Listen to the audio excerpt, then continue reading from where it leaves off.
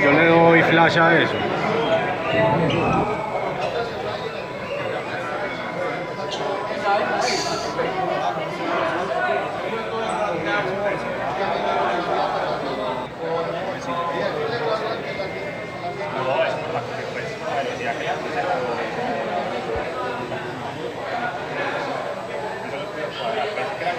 Ella se quedó en camino, pensé que era que estaba torcido y nada.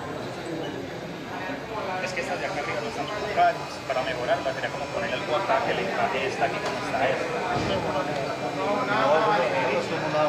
No, yo pensaba era mandar a cortar esta pieza, pero completa acá y que este lo tenga acá arriba. No muy precisa pues que la presión,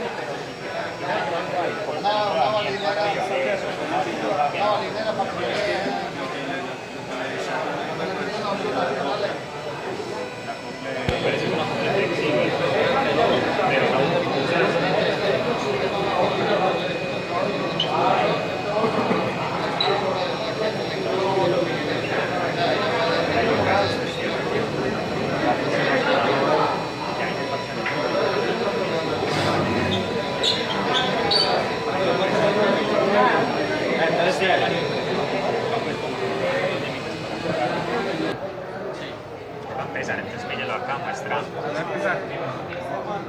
Ah, sí, ahí empezó, ahí empezó. Lo que ella va haciendo acá, ella va para que la gente vea también. Ya mostrando las capas. Ajá, vamos a ver dónde va.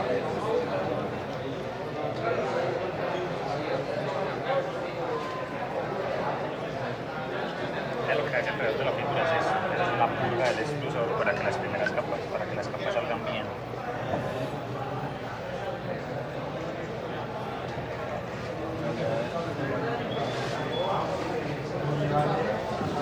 Pero señores, un momento.